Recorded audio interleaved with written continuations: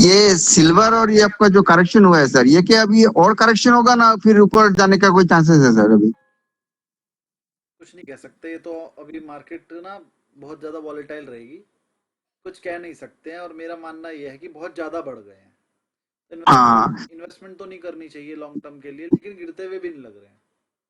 मतलब अभी तो सर क्या है, बीच में तो सर दिवाली में काफी अपना एएमसी ने आपका तो सिल्वर देना ही बंद कर दिया था। हाँ। फिर ये लोग शायद आज से फिर रिज्यूम किया है ये सब। हाँ, अभी उन्होंने रिज्यूम काफी कर दिया, ये कह आज रहे से हैं, रिज्यूम किया है। ये कह रहे हैं हम दे देंगे। क्योंकि बीच में एक प्रॉब्लम आ गई थी जिसकी वजह से गोल्ड सिल्वर भाग गए थे, कि चांदी की शॉर्टेज पड़ गई थी। चांदी की शॉर्टेज पड़ गई थी तो ये डन हो गया था कि हो सकता है चांदी ना भी मिल पाए, डिफॉल्ट भी कर दे कोई। लेकिन चलो, अब आपको पता भी होगा शायद एक बैंक ने डिफॉल्ट किया भी है। मगर सर सिल्वर में जितना फ्लक्चुएशन था गोल्ड में इतना नहीं था, मगर सिल्वर में बहुत सिल्वर ज्यादा की ही वॉलेटिलिटी था। सिल्वर की शॉर्टेज पड़ी थी ना। सिल्वर की शॉर्टेज पड़ी थी, इसी वजह से सिल्वर जो है भाग गई थी। फिजिकल मार्केट में 20,000 एक्स्ट्रा पे भी चल रही थी। सर इसका एक ये कारण भी हो सकता है कि गोल्ड के कंपैरिजन में सिल्वर बहुत सस्ता है, नहीं तो नहीं, जो ये गोल्ड कारण नहीं तो नहीं अफोर्ड है। कर पा रहे हैं तो ये कारण तो नहीं है। मार्केट में जो सिल्वर जिसके पास जितनी कागजों में होनी चाहिए उतनी नहीं थी। जैसे मान लीजिए आपने कॉन्ट्रैक्ट किया कि आपने कहा कि मैं 10 किलो सिल्वर बेच दूंगा, और मैं कहूंगा मैंने खरीद ली। अब खरीदने वाला तो खरीदने को तैयार है, लेकिन बेचने वाले के पास 10 किलो सिल्वर है ही नहीं। ठीक है, अब चलो ये वाली बात अगर आपके थ्रू हो जाए तो चलो आप पैसे दे दोगे। लेकिन अगर मैं कहूं कि एमसीएक्स के पास ही सिल्वर नहीं है, एमसीएक्स के पास तो अपना स्टॉक होता है ना। अब मैं अगर आपसे कह लूंगा एमसीएक्स के पास ही अपना स्टॉक नहीं है, फिर ऐसे ही हमने सिल्वर कुछ अमेरिका के पास, कुछ इंग्लैंड के पास, और कुछ अलग अलग देशों के पास, हर देश ने अपनी जमा कराई होती है। अब वो देश के पास अगर स्टॉक ही ना हो, तो मार्केट में एक फिर डर का माहौल आ जाता है कि अब अगर सिल्वर ही नहीं है तो खरीद के देनी पड़ेगी मार्केट से। मार्केट से खरीदेगा तो रेट बढ़ जाएंगे। अब मार्केट में भी कैश मतलब फिजिकल में नहीं थी, तो थोड़े से वो फैल जाता है इस तरह का, तो एक दूसरे रेट तेज हो जाते हैं। क्योंकि जब काफी एएमसी तो सर प्रीमियम, काफी प्रीमियम कमाया है लोग, मतलब हाँ, जबरदस्त प्रीमियम कमाया सिल्वर में। एएमसीज ने तो उठा के बेच दिया अपना सिल्वर, उसी टाइम बेच दिया जैसे प्रीमियम बढ़ा। मेरा एक जान पहचान सर आपका, उसने आपका सिल्वर बीज लिया है इसका, निपुण का। वो 170 करके लिया है कि मतलब ईटीएफ। अभी ये 138 140 में घूम रहा है ये। हाँ, तो खरीदा उसने या बेच दिया? नहीं रखा है अभी। अब बताओ, उसके और अभी लेते सारी 20% का नुकसान हो गया। एक एक ईटीएफ में आपका करीब 30 रुपया का डेफिसिट हो रहा है, तो अभी वो हाँ, बोला है अभी होल्ड करके रखते सकते हैं, अभी 1 साल कम से कम होल्ड करके रखते हैं इसको। गलत टाइम पर ले लिया, हाई पे। मतलब उस टाइम तो मिल ही नहीं रहा था, जिसको जहां मिले वहीं पे मतलब ले रहा था, मतलब जो जो जहां पे मिले वहीं पे ले रहा था। हमेशा के लिए सर रूल अब बताता जो हूँ, हमेशा के लिए कॉमन लोग नहीं करते। हमेशा के लिए रूल बताता हूँ, पैनिक दो टाइम पर होता है। हर चीज का पैनिक दो टाइम पर होगा, जब मार्केट में बहुत रेट टूट रखे होंगे। 25,000 वाली निफ्टी 15,000 आ गई, पैनिक आ जाएगा, लोग अपना माल बेच के निकल रहे होंगे। उस टाइम पर कहने वाले तो 100 मिल जाएंगे, भैया ये खरीदने का टाइम है, खरीद दो। सारे बंदे कह रहे होंगे खरीद दो खरीद दो खरीद दो।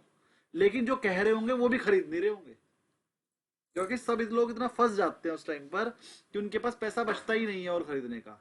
और जो फ्यूचर वाले बंदे होते हैं वो तो अपनी भाई पोजीशन चाह के भी नहीं रख सकते, क्योंकि उनको तो उल्टा मार्जिन प्लस लॉस, और अगर मार्केट यहाँ से 5,000 पॉइंट और गिर जाए तो वो कहां से देंगे, उन्हें ये भी सोचना होता है। तो ऐसे टाइम पर फ्यूचर वाले ही फंसते हैं।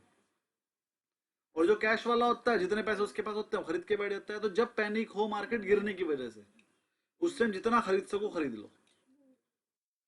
लेकिन ये सोच के खरीदो कि अगर और मार्केट गिर जाए तो भी मैं होल्ड कर पाऊं, टाइम भी दे पाओ।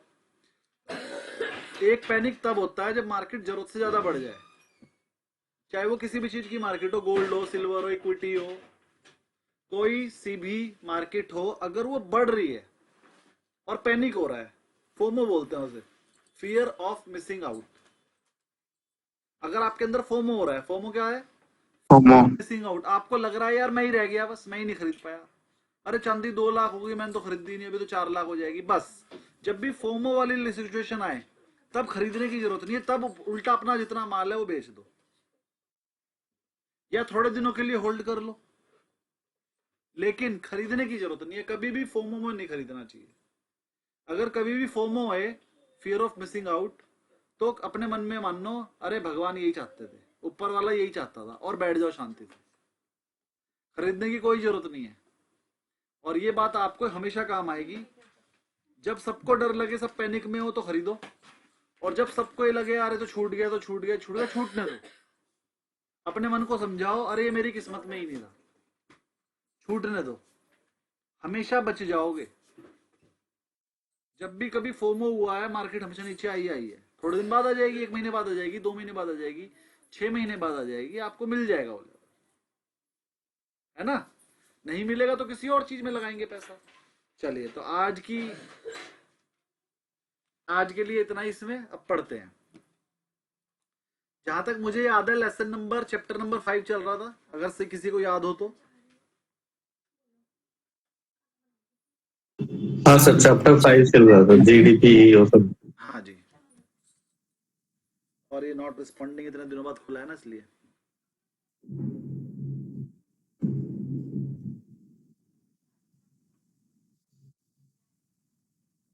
चलिए, चैप्टर 5 आ गया। और माइक्रो मैक्रो इकोनॉमिक्स में हमने बहुत अच्छे से पढ़ा दिया था, जीडीपी वगैरह पढ़ा दी थी, लेसन ये वाला खत्म हो गया था। और हमने लास्ट में एक टॉपिक रह गया था, वो देख लेते हैं। ये सारे क्वेश्चन के लिए दिए थे। ये एनालिटिक क्या होता है, यहाँ से पढ़ लेना, इंपॉर्टेंट है। और बीच का पढ़ने के लिए बोल दिया था, मुझे नहीं लगता पढ़ा है, लेकिन अब पढ़ लेना। और ये सारे न्यूमेरिक जीडीपी वगैरह सब पढ़ा दिए थे।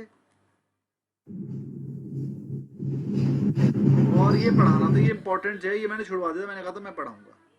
टाइप्स ऑफ पॉलिसी, ये मॉनेटरी पॉलिसी मुझे पढ़ाना था, यहाँ तक मैंने आपको पढ़ा दिया था। मैंने कहा था मैं पढ़ाऊंगा, बहुत इंपॉर्टेंट है, ये आज पढ़ाएंगे। सब क्या क्या पढ़ाया था? जीडीपी, जीएनपी याद है ना?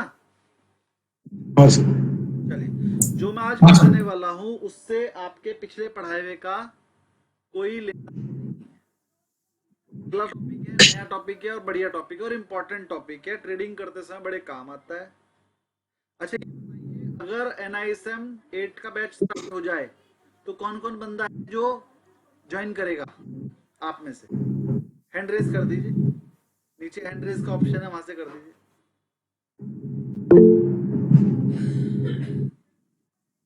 और कोई? तो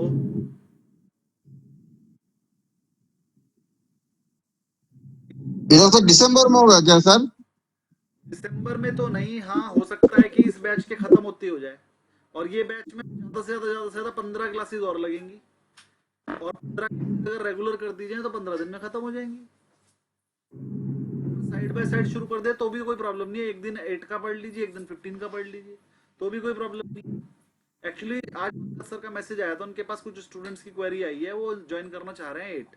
तो पंकज सर कह रहे थे कि हम 8 स्टार्ट कर दें क्या, मुझसे पूछ रहे थे।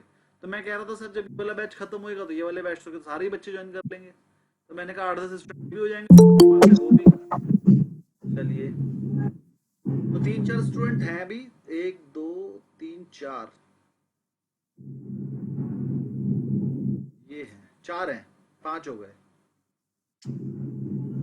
5 स्टूडेंट हैं जो करना चाहते हैं, वेरी गुड। चलिए, कोई बात नहीं, धीरे धीरे सब आ जाएंगे। देखिए, एनआईएसएम 15 से ज्यादा अच्छा बैच एनआईएसएम 8 का होता है, और असली मिलेगी वो एनआईएसएम 8 में मिलेगी। एनआईएसएम 15 आपको लॉन्ग टर्म ट्रेडिंग सिखाता है कि आने वाले 4 साल बाद, 5 साल बाद इस शेयर में फायदा होगा कि नहीं, ये सिखाएगा आपको एनआईएसएम 15। और अल्टीमेटली लॉन्ग टर्म बता रहा है। अब लॉन्ग टर्म आपको तो 5 साल बाद समझ में आता है कि मैंने सही रिसर्च की थी या नहीं की थी, लेकिन जो होता है वो बताता है अगले दिन क्या होगा। दिन में प्रॉफिट करवा देता है, 1 या 2 दिन में, 10 दिन में, 15 दिन में, 5 दिन में, short term trading plus long term भी बताता है। तो NISM 8 is more valuable from NISM 15। NISM 8 ही पढ़ने में बहुत ज्यादा मजा आएगा। 15 में भी आ रहा है आपको, लेकिन 8 में इसका 10 गुना आएगा, और 15 में भी बहुत मजा आने वाला है, टेंशन नहीं है। लेकिन 8 में 10 गुना होता है, और नॉलेज 100 गुना।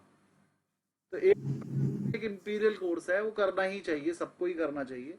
जितने भी लोग मार्केट से रिलेटेड या रिसर्च एनालिस्ट जो कर रहे हैं, या जो फाइनेंशियल सेक्टर में कुछ करना सीखना चाहते हैं, 8 तो उन्हें करना ही करना चाहिए। तो मेरी आप लोगों के लिए सलाह है कि आपको एनआईएसएम 8 जरूर करना चाहिए। और जो जो एनआईएसएम 8 करना चाहते हैं वो एक बार पंकज को आज लिखकर भेज दीजिएगा, वी वांट टू ज्वाइन। तो जब भी शुरू होगा कम से कम वो आपको बताएंगे, है ना। शुरू होगा जहां तक है अभी कम से कम 15-20 दिन बाद ही शुरू होगा, अभी तो नहीं होगा, लेकिन हाँ हम पता कर रहे हैं, क्योंकि मैंने उनसे कहा है मुझे कम से कम 20 स्टूडेंट तो चाहिए स्टार्ट करने के लिए। तो वो कह 10 बच्चे तो उनके पास हैं, तो 10 मैंने कहा ये वाले बैच के आ जाएंगे, हो गए 20। तो 20 हो जाते हैं तो मैं स्टार्ट कर दूंगा NSM 8। वो जो आप ही लोगों से पूछा जाएगा कब से आप स्टार्ट करना चाह रहे हैं तभी करेंगे, है ना, वो देख लिया जाएगा। चलिए तो हम स्टार्ट करते हैं अपना जो अगला टॉपिक था हमारा। टॉपिक का नाम है क्रेडिट पॉलिसी, बहुत ही इंपॉर्टेंट है, जरा ध्यान समझे। सर दोनों क्लास मतलब दोनों इसमें थोड़ा ब्रेक होने से सही था सर। हाँ जी, मतलब ये जो आपका 15 चल रहा है, 15 के बाद मतलब कुछ दिन का ब्रेक होने के बाद अगर स्टार्ट करते हैं सर एक, तो थोड़ा सही रहता है सर ये। सर हम तो ये चाह रहे हैं कि 15 के साथ साथ कर दें, एक दिन 15 पढ़िए, एक दिन 8 पढ़िए, एक दिन 15 एक दिन 8। ऐसा करने से क्या, हफ्ते में ऐसा करने से आप 8 और 15 के कंसेप्ट को मिक्स भी कर पाएंगे। जो चीजें अभी आपको नहीं भी पता है वो भी 8 में पता लग जाएंगी, और वो 15 पढ़ते समय उन्हें आप पाएंगे और अच्छे से समझ पाएंगे, है ना। सर सर अभी ये NISM 13 का जो है SIF के लिए मुझे अभी अटेंड होना है SIF के लिए। तो उसके लिए तो NISM 1 और 4 और 8 तीनों मिक्स है ना सर? 1, 4, 8 मिक्स करके एक है वो जो NISM 13 का। देखिए मैं बताता हूँ, अगर आप NISM 15 अच्छे से पढ़ रहे हैं और उसके बाद हाँ 13 का मॉड्यूल पढ़ लेंगे तो आ जाएगा आपको समझ में। अलग नहीं है 13 में। वही सर 13 में 1, 4 और 8 मिक्स करके है बोल रहे हैं 1, वो 4 और SIF के लिए। 8, हाँ बस 8 वाला ही थोड़ा मुश्किल पड़ेगा आपको, क्योंकि जो 8 मिक्स है ना, जब आप 13 का पेपर हाँ जी उसमें 50% से ज्यादा पेपर 8 वाला आना है, और 8 आप ओके नहीं है, बस यही प्रॉब्लम है, इसलिए 8 कर लो, 13 अपने आप हो जाएगा। ओके अगर आपने NISM 15 और 8 कर लिया तो सारे हो जाएंगे। सही NISM है 15 और 8 में जितनी मुझे नॉलेज है सारी कवर हो जाती है। अब जितनी नॉलेज अगर वो सारी आपको आ गई तो फिर क्या बचा, फिर पढ़ लीजिए, कुछ भी पढ़ लीजिए, सब उसी के अंदर है। 15 और 8 में सब कुछ कवर हो जाता है, और कुछ फाइनेंशियल सेक्टर में इसके अलावा, ठीक है ना। ओके 8 करने ठीक से है आपकी नॉलेज कंप्लीट हो जाएगी, चाहे किसी को कोई पेपर देना है या नहीं देना है, अगर नॉलेज कंप्लीट करनी है, कुछ नया सीखने का मन है, 15 से 10 गुना सिखाऊंगा 8 में। 15 में भी आपने बहुत कुछ सीख लिया और अभी बहुत कुछ सीखना बाकी है, सीख लेंगे, लेकिन 8 में उसका 10 गुना है, तो मजा आएगा। चलिए आज हम एक नया टॉपिक पढ़ते हैं, ये बहुत ही इंटरेस्टिंग टॉपिक है, बहुत ही काम का टॉपिक है, और बहुत ज्यादा आपको पढ़ने का मजा आने वाला है, मेरे को ऐसा लगता है। चलिए देखते हैं कैसा है टॉपिक का। पॉलिसी, सर ये मॉनेटरी पॉलिसी क्या होती है? वो जो फेड मीटिंग करता है ना, और जो RBI करता है, RBI या फिर जब RBI करता है तो उसे मॉनेटरी पॉलिसी बोलते हैं इंडिया की, और जब फेड करता है उसे मॉनेटरी पॉलिसी बोलते हैं, क्रेडिट पॉलिसी बोलते हैं अमेरिका की। तो चलिए मॉनेटरी पॉलिसी है क्या, और उसका इंपैक्ट क्या इकोनॉमी में, और अगर ये सब ना हो तो क्या होगा, और अगर होता है तो क्या होता है। चलिए पढ़ते हैं। Monetary policy refers to the process by which the central bank का मतलब हमारे यहाँ पर इंडिया में RBI है, वो controls the money supply, interest rate and availability of credit. तीनों चीजें याद करेंगे, पेपर में आएंगी क्या। एक मॉनेटरी पॉलिसी का क्या होता है, एक तो कंट्रोल होता है क्या, money supply, interest rates and availability of credit. क्या क्या तीन चीजें हैं, money supply, interest rate and availability of credit. Credit का मतलब लोन कितना देना है या नहीं, मनी कितनी छापनी है, एक पहला ऑप्शन, दूसरा इंटरेस्ट रेट घटाना है कि बढ़ाना है दूसरा, और तीसरा लोन कितने बांटने हैं वो, to achieve micro economic objective like controlling inflation. ऐसा करने से आप क्या क्या कंट्रोल कर लेते हो, एक तो इन्फ्लेशन को कंट्रोल कर लेते हो, ग्रोथ को कंट्रोल कर लेते हो, और फाइनेंशियल स्टेबिलिटी, मतलब कि ये ऐसा ना हो कि कोई ज्यादा अमीर हो गया, कोई कम, कोई गरीब रह गया, सबके सब एक रूप से बढ़ते रहे, गरीब भी गरीब ना रहे और अमीर भी ज्यादा अमीर ना, उनके बीच का डिफरेंस कम से कम रहे, इसको बोलते हैं फाइनेंशियल स्टेबिलिटी। और देश कंगाल ना हो जाए, देश खत्म ना हो जाए, इसको ही बोलते हैं फाइनेंशियल स्टेबिलिटी। तो मॉनेटरी पॉलिसी को रखने के 6 कारण हैं, 3 क्या, money supply, interest rate, availability of credit, ये 3 को कंट्रोल करने के लिए आप करते हो, और इन 3 को कंट्रोल करने से क्या होता है, 3 चीजें कंट्रोल में आती है, एक तो इन्फ्लेशन, एक ग्रोथ और एक फाइनेंशियल स्टेबिलिटी। ये 6 चीजें आपको याद रखनी है, पेपर में आएंगे, इन 6 के अलावा जो लिखा होगा बस वही आंसर है, वो पूछा जाएगा इनमें से कौन सा मॉनेटरी पॉलिसी कवर नहीं करता, तो ये 3 चीजें कवर करता है, जो 4th वाला लिखा होगा वो कवर नहीं करता। तो आपने 3 वर्ड जो है दोनों के दोनों याद कर लेने हैं, यही काम आएंगे। आगे बढ़ते हैं। अब ये और ध्यान से समझा रहा है आपको, objectives of monetary policy. Monetary policy के ऑब्जेक्टिव क्या है? पहला, कंट्रोल इन्फ्लेशन। एक तो इन्फ्लेशन कंट्रोल करती है, कैसे करती है वो सिखाएंगे आपको। ये क्या करता है? मेंटेन प्राइस स्टेबिलिटी, प्राइस को स्टेबल रखती है bye regulating money supply. Money supply को रेगुलेट करके ये प्राइस में स्टेबिलिटी ले आती है, जिससे कि आपकी इन्फ्लेशन कंट्रोल हो जाती है। चलो बताते हैं कैसे। और अब जो चीजें मैं बोल रहा हूं उसे ध्यान से समझ भी लेना। चलो अच्छा, एक बात बताइए कि अगर मान लीजिए आपने अपने बेटे को 5,000 रुपए की पॉकेट मनी दी, उसके खर्चे क्या हैं? एक बच्चे के खर्चे क्या होते हैं? मान लीजिए आपका बेटा 18 साल का है, एक 18 साल के बंदे के खर्चे क्या होते हैं? सोच कर देखिए। चलिए मैं आपके बारे में बोलता हूं। दिवाली आई, आपने दिवाली पे खर्च करने के लिए 2 लाख रुपए जोड़ रखे थे। क्या सोचा था? सर 2 लाख रुपए में बेटा बाइक मांग रहा है, तो 1 लाख रुपए की उसे बढ़िया सी 1-1.5 लाख रुपए की बढ़िया सी बाइक दिला दूंगा। बचे हुए 50,000 रुपए में आपने सोच रखा था कि चलो दीपावली पे अपने फ्रेंड्स को गिफ्ट दे दूंगा, अपने फ्रेंड्स को, जानकारों को, रिलेटिव्स को। 2 लाख रुपए का बजट आपका ये था कि इस दिवाली पे एक व्हीकल खरीद कर देना है बेटे को और थोड़े से गिफ्ट बांटने हैं, घर में कुछ सजावट का सामान लाना है। 2 लाख रुपए का आपने दिवाली का एक बजट बनाया था। लेकिन मान लो आप जहां जॉब करते थे वहां से आपको 5 लाख रुपए का बोनस मिल जाए, या फिर आप जो बिजनेस कर रहे थे एकदम से आपको 5 लाख का प्रॉफिट हो जाए। एकदम से जो नॉर्मल प्रॉफिट हो रहा था वो तो हो ही रहा था, 5 लाख का एकदम से हो जाए। तो अच्छा मुझे सच सच बताना, क्या आप अपने बेटे को बाइक दिलाओगे और अपने घर की सजावट करोगे, बाकी पैसे बैंक में रख लोगे? कोई भी बता सकता है? बताइए कौन है सारे पैसे बचाऊंगा, या कौन कहता नहीं सर 5 में से मैं कम से कम 3 लाख तो खर्च कर ही दूंगा? स्पेंडिंग वहां पड़ जाएगी सर, फिर जेब में पैसा स्पेंडिंग है इंक्रीज करेंगे सर। हाँ, ऐसा भी कोई है? नहीं सर मैं तो बचा लूंगा। मैं इन्वेस्ट कर दूंगा सर सारे। आपके पास सिर्फ 2 लाख रुपए थे, सोच कर देखिए, आपके पास सिर्फ 2 लाख थे और आपके पास उसको यूज करने के जरिए बहुत सारे थे, आप बहुत कुछ कर सकते थे। मन में तो आपके बहुत कुछ था, लेकिन आप ना मन मार के रह रहे थे और सिर्फ 2 चीजें करने वाले थे। क्या? चलो यार बेटे ने बहुत सालों से कह रहा है, 4 साल से कह रहा है बाइक दिलाओ बाइक दिलाओ बाइक, इस बार दिला ही देता हूँ। तो आपने 2 लाख रुपए पूरे साल में जोड़े और उसको बाइक दिलाने के लिए 1.5 लाख रुपए उसे दे दिए। बचे हुए 50,000 से आपने घर में कुछ टूट फूट होनी थी वो करवा ली, और थोड़ा बहुत आपने साज सज्जा कर ली, थोड़ा सा गिफ्ट वगैरह बांट ली। ये आपका बजट था। लेकिन आप कहीं ना कहीं कुछ ज्यादा घर में खर्च करना चाह रहे थे, लेकिन 50,000 होने की वजह से नहीं कर रहे थे। अब अगर आपके पास एकदम से 5 लाख रुपए आ जाएं, मैं गारंटी लिख कर दे सकता हूं, जो आप घर में टूट फूट नहीं करा रहे थे पैसे की कमी में, वो करवाओगे। आप जो बेटे को 2 लाख वाली बाइक की जगह 1.5 लाख वाली दिला रहे थे, क्योंकि चल बेटे 2 लाख वाली ले ले, या हो सकता है उसे 2 लाख की बाइक कैंसिल करके उसे चल बेटा तू डायरेक्ट कार ही ले ले, उसे आप 5 लाख की कार ही दिला दोगे, क्योंकि वो 5 लाख रुपए आपके पास एकदम से आ गए। और आपको जो अपने घर चलाने के लिए पैसे चाहिए थे, जो इन्वेस्टमेंट करने के लिए आपके पास पैसे थे, वो तो आपके पास हैं। ये तो 5 आपके पास एक्स्ट्रा आ गए। तो ये एक रूल है, ये एक ह्यूमन बिहेवियर है कि अगर आपके पास एक्स्ट्रा मनी आ जाए तो आपकी स्पेंडिंग बढ़ती है। मैं नहीं कह रहा हूं सारे के सारे खर्च कर दोगे, लेकिन ऐसा कोई पैदा नहीं हुआ 5 लाख के 5 लाख में इन्वेस्ट कर दूंगा, ऐसा कोई नहीं है। 5 में से वो 2 खर्च करेगा, 3 इन्वेस्ट कर ले, या फिर शायद वो भी खर्च कर दे, है ना। आपकी स्पेंडिंग बढ़ेगी बढ़ेगी, क्योंकि हम भी ह्यूमन है, हम भी मानव, और हमें पता है एक दिन मर जाना है। क्या करोगे इतना सेव करके? 5 लाख मिले, 2 तो खर्च करो। तो यही सही भी है। तो जब भी आपके हाथ में पैसा ज्यादा आएगा, आपकी स्पेंडिंग अपने आप बढ़ जाएगी। चलो एग्जाम्पल के लिए, एक छोटा बच्चा था, उसके पापा, उसके फादर उसे जो है रोज 5 रुपए देते थे। जब उसके फादर उसे रोज 5 रुपए दिया करते थे, तो वो रोज बस में जाता था, बस वाला 1 रुपया लिया करता था किराया, और 4 रुपए उसके पास बच जाते थे। वो 4 रुपए की टॉफी खाता था। फिर अगले साल उसके पिताजी ने कहा, बेटे आज से मैं तुझे 5 की जगह 10 रुपए दिया करूंगा, तू आराम से जो है अपने हिसाब से कर, अपनी जिंदगी जी। तो टेम्पू वाला 5 रुपए लिया करता था, अब उसके पापा ने उसे 10 रुपए दे दिए, ये सोच के 5 रुपए टेम्पू में और 5 रुपए उसके खाने पीने के। तो उसने क्या किया, वो अभी भी बस में ही गया, वो 1 रुपया बस में दिया उसने, 9 रुपए बचे, लेकिन वो पहले टॉफी खा रहा था, अब वो चॉकलेट खाने लगा।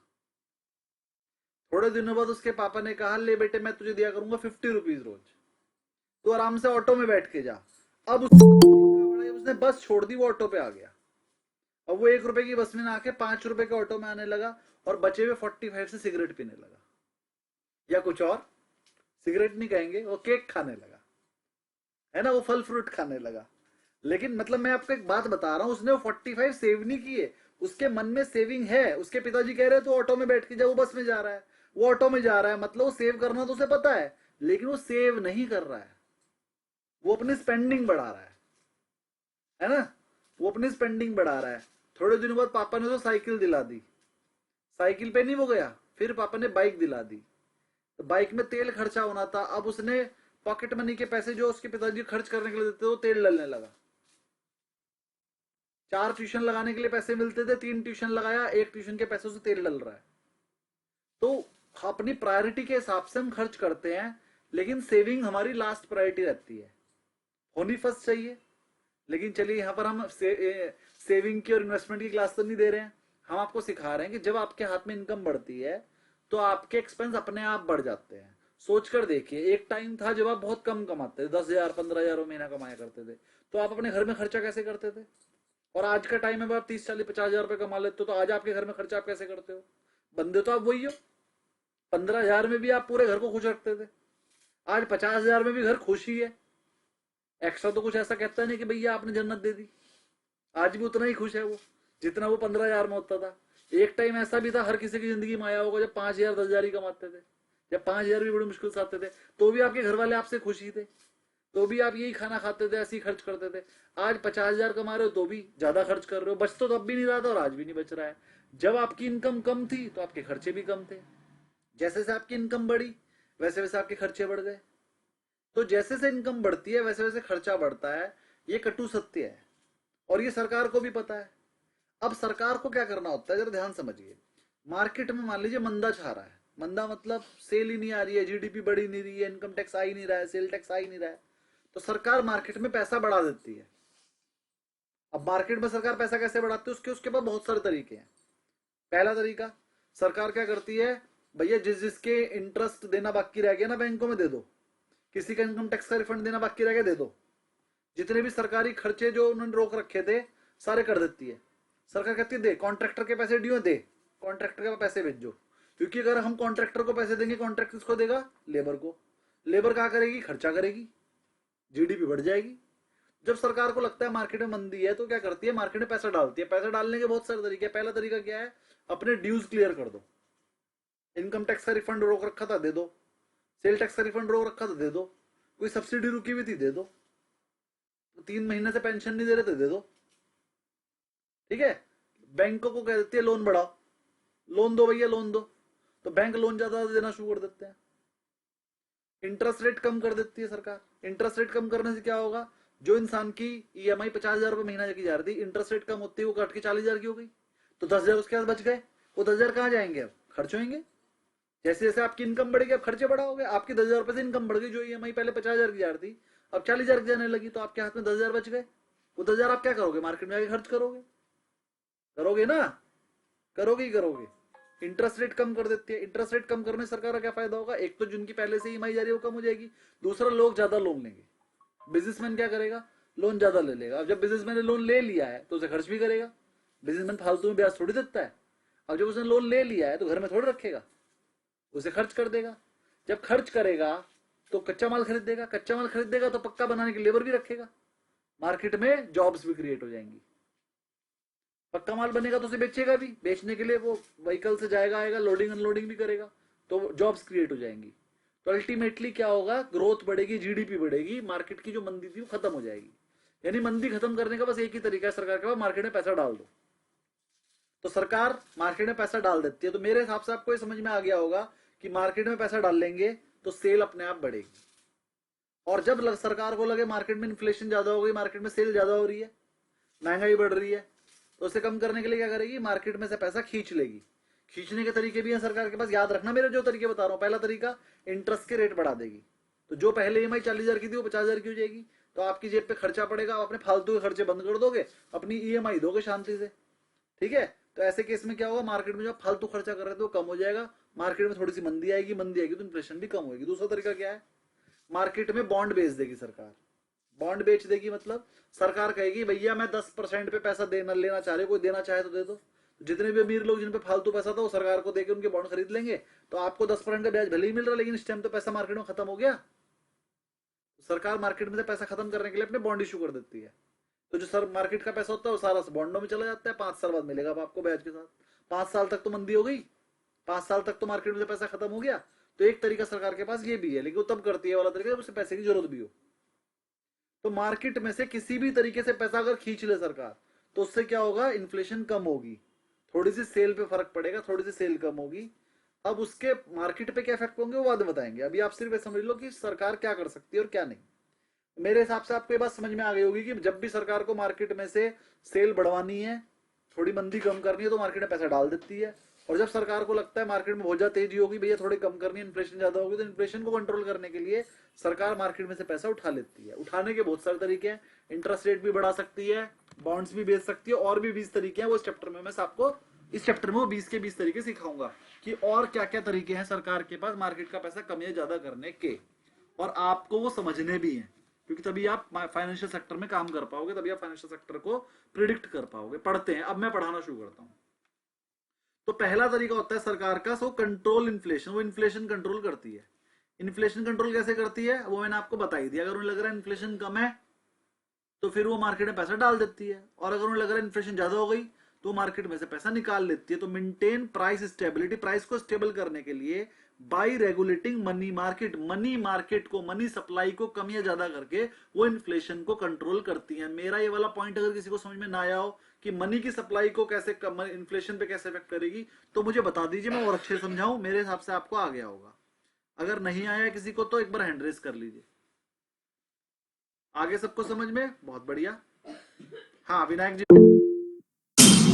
Sir money market generally means debt instruments ही होते हैं और कुछ भी होता है सर? मैंने मनी मार्केट नहीं बोला, मैंने मनी सप्लाई लिखा है वहां पे। ओके। सप्लाई का मतलब है कि जो मार्केट में मनी की सप्लाई है उसे कम या ज्यादा करके गवर्नमेंट इन्फ्लेशन को कंट्रोल कर लेती है। अब आपका क्वेश्चन, मनी मार्केट का मतलब होता है लिक्विड फंड, और डेट फंड को भी मनी मार्केट बोल सकते हो। वैसे मनी मार्केट का मतलब होता है जो एक दिन में ही रिडीमेबल हो, मतलब आपने 12 बजे रिडीम करो, 1 बजे पैसे निकाल लो। एक और चीज बताता हूँ, चलो जब आपने क्वेश्चन पूछ ही लिया है तो अब नई चीज भी पता चलनी चाहिए आपको, जो आपको शायद नहीं भी पता होगी। यूपीआई करते हो आप अपने सेविंग अकाउंट और करंट अकाउंट को अंदर लिंक कर लेते हो। आने वाले 2 महीने के अंदर अंदर आप अपने लिक्विड फंड को, जो आपका डेट उसमें म्यूचुअल फंड में, लिक्विड फंड में आपने पैसा लगा रखा है, उसे यूपीआई से कनेक्ट कर पाओगे।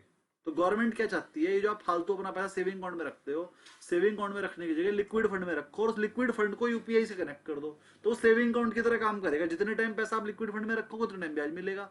नहीं रखोगे, आपको यूपीआई करना है कर दो। तो अब आपके म्यूचुअल फंड के म्यूचुअल फंड को यूपीआई से जोड़ दिया जाएगा, और उसमें जो लिक्विड फंड वाला पैसा है वो आप डायरेक्टली जो है उसी टाइम यूपीआई भी कर पाओगे। और बाकी पैसे को रिडीम करने के लिए आपको कहीं जाना नहीं है, उसे यूपीआई कर दो, अगले दिन तक वो आपके अकाउंट में क्रेडिट हो जाएगा। मतलब सब कुछ, म्यूचुअल फंड भी अब यूपीआई से जुड़ने वाला है। ये सारी की सारी जो ऐप यूपीआई ऐप बन जाएंगे। तो बढ़िया न्यूज़ है सर। बहुत बढ़िया न्यूज है बैंको।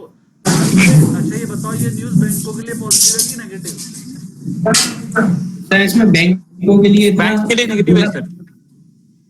हाँ, अच्छा क्योंकि सर जो म्यूचुअल फंड है और म्यूचुअल फंड से बात तो भी सर क्योंकि उनका खुद का एएमसी भी है, पैसा बचेगा नहीं। अभी डायरेक्टली वो एफडी से सेविंग से निकल के एएमसी में चला जाएगा। एक एक करके बोलते हैं। चलिए रामू जी आप बताइए।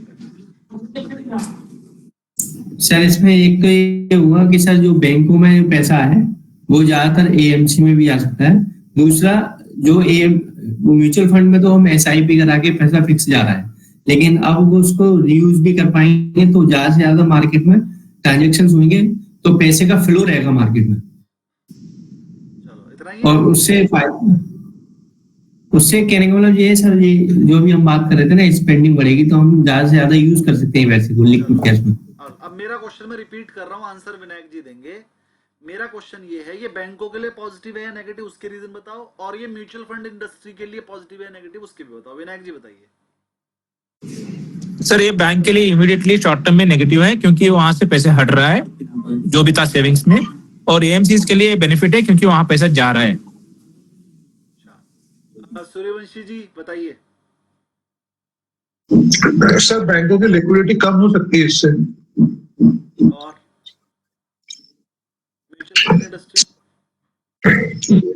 उसका पैसा उसमें रोटेशन रहेगा, कोई इतना बहुत बड़ा जंप नहीं आएगा, चलो क्योंकि उसके निकालने का ऑप्शन है ना सर। बिल्कुल बिल्कुल बिल्कुल। अब वो मेरी डालेगा, मेरी बैंक सुन में लीजिए। डालेगा। हाँ हाँ रामू जी आप बताइए और बताइए। सर इसमें ऐसा हो सकता है क्या, जैसे लीवरेज पे हम पैसा ले लेते हैं, इन केस पैसा टाइमली रिफंड नहीं कर सकते हैं तो उस पर डिफॉल्ट बने, इंटरेस्ट बने, तो एएमसी को फायदा हुआ इसका। अभी अभी इस पे लिवरेज वगैरह नहीं, सिर्फ लिक्विड फंड को यूपीआई से जोड़ा जा रहा है। लेकिन आपको अपने म्यूचुअल, आप मॉर्गेज कर ही पाते हो, वो तो अभी भी हो जाता है। अपने आप म्यूचुअल फंड आपने खरीद कर लो, ब्याज में पैसा मिल जाता है, तो हाँ वो सर, अभी भी हो लेकिन जाता है। इन केस अगर वो पैसा मेरा शॉर्ट होता है जो मैंने खर्चा कर दिया, तो मुझे वो वहां पे वापस भी करना है उतना, नहीं अगर वो लोन नहीं कर लोन पाता एक तो। समझिए समझिए, जो लिक्विड फंड आपको दिए जा रहे हैं उस पर लोन नहीं मिल रहा है, वो लिक्विड फंड ही रिडीम होके आपको पैसा एकदम से यूपीआई हो रहा है। तो लिक्विड फंड को जो रिडीम करने में पैसा अगले दिन आता था, अब वो अगले दिन नहीं आया करेगा, यूपीआई की तरह यूज हुआ करेगा, सेविंग अकाउंट की तरह, जब मर्जी रिडीम कर लो यूपीआई तो का। फिर सर इसमें से तो एएमसी से पैसा निकलता जाएगा, फिर इतना ज्यादा इम्पैक्ट म्यूचुअल फंड को इम्पैक्ट होगा सर, ये नेगेटिव इम्पैक्ट होगा इसमें। एएमसी का जो लिक्विड फंड वाला अकाउंट था वो सेविंग अकाउंट की तरह वर्क करेगा, लिक्विड फंड की तरह वो कभी भी निकल जाएगा, लेकिन जब कभी से पेमेंट किसी से आया करेगी वो डब्ल्यूसी में जाया करेगा। लोग अपने सेविंग अकाउंट में एंट्री नहीं करा करेंगे, सीधा यूपीआई म्यूचुअल फंड वाले से आया करेगी, सेविंग अकाउंट ही बंद करवा देगी गवर्नमेंट, कहेगी सीधे म्यूचुअल फंड में डाल लो पैसा। अब थोड़ा सा मेरी सुनेंगे सब म्यूट करके। मेरा क्वेश्चन ये था कि सर ये बैंकों के लिए पॉजिटिव है या नेगेटिव, और म्यूचुअल फंड इंडस्ट्री के लिए पॉजिटिव है नेगेटिव, तो जरा ध्यान समझिएगा। गवर्नमेंट क्या करेगी, गवर्नमेंट कहेगी भाई यूपीआई से तुम अपना सेविंग अकाउंट भी जोड़ सकते हो, तुम अपना लिक्विड फंड भी जोड़ सकते हो, तुम अपना करंट अकाउंट भी जोड़ सकते हो, और इंटर बैंक ट्रांजेक्शन तुम कभी भी कर सकते हो, सब कुछ एक जैसा होगा। अब क्या होगा, सारे बैंकों को भी कहा जाएगा कि भाई तुम भी लिक्विड फंड वाला ब्याज दे दो, बैंक क्यों पीछे हटेंगे, लिक्विड फंड वाला ब्याज बैंक भी दे देंगे। बैंक कहेंगे भैया तुम अपना लिक्विड फंड में डालने की जरूरत नहीं है, तो अपने सेविंग अकाउंट में डाल लो, हम तुम्हारे ब्याज बढ़ा रहे हैं, तो बैंक अपना ब्याज ही बढ़ा देंगे। तो ये तो बात खत्म हो गई जो आपके मन में थी ना कि बैंकों को नुकसान होगा। बैंकों को सिर्फ ही नुकसान होगा, जो भी सेविंग अकाउंट पे 4% का ब्याज दे रहे हैं उसे बढ़ा के 6-6.5% कर देंगे, और ज्यादातर बैंक 6-6.5 ही दे रहे, 4 दे कौन रहा है अभी, ज्यादातर बैंक 6% ब्याज दे रहे हैं पहले से। चलो ये वाली बात होने की वजह से और 6.5 कर देंगे, लिक्विड फंड में इतना ही तो आता है 6-6.5% का, तो 6% फिक्स देंगे तो बैंकों से पैसा कहीं जाएगा ही नहीं। लेकिन लिक्विड फंड से पैसा बैंक में आ सकता है, लिक्विड फंड में 6-6.5% की वो है, लेकिन उसके साथ उसमें चार्जेस बहुत है। फिर आपका जो लिक्विड फंड का पैसा होता है उसमें जो लगता है वो लगता है शॉर्ट टर्म कैपिटल गेन, और जो इंटरेस्ट का पैसा होता है वो अदर सोर्सेज का है। स्लैब रेट के हिसाब से अगर देखा जाए तो शॉर्ट टर्म कैपिटल गेन पे करना पड़ता है, और इंटरेस्ट का पैसा आपके चला जाता है अदर गेन में, तो वो पे नहीं करना पड़ता शुरू के 8 लाख तक। ज्यादातर लोग तो गरीब ही हैं जिनके 8 लाख तक की इनकम है, फिर उन पर शॉर्ट टर्म कैपिटल गेन लग जाता है और इंटरेस्ट नहीं लगता है। तो अल्टीमेटली मुझे ये जो नुकसान लग रहा है ये एएमसी का लग रहा है। एक और चीज, हर एक बैंक की तो अपनी एएमसी है, कहीं जाने ही नहीं देंगे, वो अपनी एएमसी से टाइप कर लेंगे।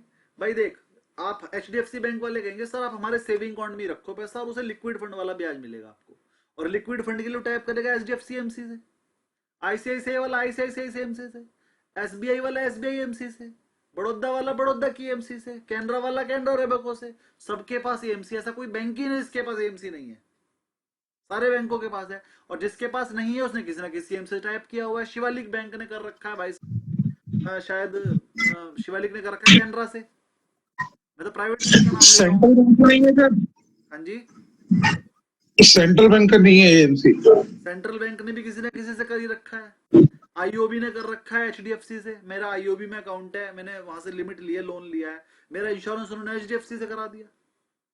बताओ, मैं सरकारी बैंक का नाम ले रहा हूँ, आईओबी की नहीं है एमसी, लेकिन इंडियन ओवरसीज बैंक ने कर रखा है एचडीएफसी से, प्राइवेट सरकारी बैंक ने प्राइवेट बैंक से कर रखा है। बताओ, सबके पास है सिस्टम, सब बिजनेस करते हैं भैया, रोटी उनके पास भी सीए हैं, सबके पास दिमाग है, कोई बैंक अपना नुकसान नहीं होने देगा। लेकिन एएमसी का क्या नुकसान होगा, नहीं होगा, एएमसी को भी बिजनेस मिलेगा, बैंकों की वजह से मिलेगा, दोनों का फायदा होगा इस चीज से। और तीसरा फायदा किसका होगा, कंज्यूमर का, जो आइडियल पैसा पड़ा रहता था सेविंग अकाउंट में उस पर ब्याज मिलना शुरू हो गया सिक्योरिटी का। तो देखो गवर्नमेंट काम कर रही है, सबके फायदे में कर रही है। और गवर्नमेंट का क्या फायदा हुआ, अरे भैया ये जो तुम जितनी भी तुम ये लिक्विड फंड में पैसा डाल लोगे, इसमें प्रॉफिट होगा, वो प्रॉफिट पे टैक्स कौन देगा, आप दोगे। अल्टीमेटली गवर्नमेंट का भी फायदा, मतलब चारों बंदों का फायदा, नुकसान किसी का है ही नहीं। भाई नुकसान पहले कंज्यूमर का हो रहा था, जो आइडियल पैसा पड़ा था किसी को कुछ मिल ही नहीं रहा था। गवर्नमेंट ने ऐसा तरीका निकाल दिया, उस आइडियल पड़े हुए पैसे को एक तो बैंक में डल गया, वो यूज होने लगा है ना, लिक्विड फंड में डल गया, तो कहीं ना कहीं कॉर्पस बन गया। दूसरा, आपको बेनिफिट हुआ, आपके अपने बेनिफिट में थोड़ा सा आपने बैंक को दे दिया, थोड़ा सा एएमसी को दे दिया, थोड़ा सा गवर्नमेंट को दे, थोड़ा सा आपको भी बच गया। अल्टीमेटली दिया तो आपको ही, सबको आपने ही है, लेकिन पहले आप उस पैसे को यूज नहीं कर रहे थे। अब गवर्नमेंट ने एक ऐसा सिस्टम निकाल दिया कि वो आइडियल पड़े हुए पैसे को आप यूज करके पैसा कमा के इन 4 बंदों का भी फायदा करोगे, अपना भी फायदा करोगे। तो ये लेटेस्ट न्यूज थी, मुझे नहीं लगता शायद किसी को यहाँ पता थी अभी तक, और ये 1 आधे महीने में होने पीछे से पारित हो चुका है। बस वो थोड़े सॉफ्टवेयर में चेंजेस हो रहे हैं, 1-2 महीने के अंदर अंदर ये आ जाएगी न्यूज आपके पास। सर ये कंफर्म न्यूज है, मतलब आई हैवंट सीन, वो कहीं पढ़ा ही नहीं है इसमें। कंफर्म न्यूज है, गूगल पे सर्च कर लो। अच्छा ओके। गूगल पे 3-4 दिन पहले आया था सर। हाँ, 3-4 दिन पहले आया था। 5-6 दिन पहले ये आई है। देखो मैं बताता हूँ, न्यूज हम उसे ही बोलते हैं जो किसी को ना पता हो। जो सबको पता चले वो न्यूज थोड़ी है भैया। वो ब्रेकिंग न्यूज हो गई सर। एनालिस्ट का काम क्या है? वो चीज पता लगाना जो किसी को नहीं पता। जो सबको पता लग गई वो मैंने क्या बताया फिर? तो मैंने आपको वो बताया जो आपको नहीं पता था। अब आप इसको सर्च करोगे, फिर आप 10 को बताओगे, 10 100 को बताएंगे, 100 1000 को बताएंगे, सबको पता लग जाएगी। लेकिन न्यूज उसे बोलते हैं जो किसी को नहीं पता है, वो मुझे ही पता है। तो मैंने आपको आज वो चीज बता दी। तो ऐसे ही कहां से मिलती है न्यूज? ध्यान से सुननी है, न्यूज ध्यान से सुननी है। आरबीआई के सर्कुलर आते हैं, उन्हें ध्यान से सुनना है। नहीं भी सुनना है तो आरबीआई को फॉलो कर लो यूट्यूब पे। आरबीआई सर जी, मान लीजिए लिक्विड फंड में मैंने 1 लाख रुपए डाला और 6-7 महीने में 2-3 हजार रुपए का प्रॉफिट हो गया और मैंने उसको बेच दिया और मेरा इनकम टैक्स का कोई स्लैब है ही नहीं, मैं इनकम टैक्स आईटीआर भरता ही नहीं हूँ, हाँ तो फिर मेरे को तो उसमें टैक्स लगेगा कि 20% शॉर्ट टर्म? लगेगा शॉर्ट टर्म टैक्स लगेगा। और वो आपके पास नोटिस आ जाएगा अगर आप रिटर्न नहीं भरते और आपको इंटरेस्ट ज्यादा मिल गया। कुछ 2-3 हजार के लिए तो नहीं आएगा, लेकिन थोड़ा सा से बड़ा करते हैं। आपने 1 करोड़ जमा किया और हाँ। 1 साल बाद उसमें 5 लाख रुपए कमा लिया। 1 साल में 5 लाख तो कमाई लोगे, और अब आपने इनकम टैक्स की रिटर्न ही नहीं भरी, तो आप पे नोटिस आ जाएगा भैया 5 लाख रुपए का आपको कैपिटल गेन तो टैक्स दो। नहीं तो मेरा स्लैब रेट है ही नहीं उसमें, मान लीजिए मैं 12 लाख के अंदर ही हूँ।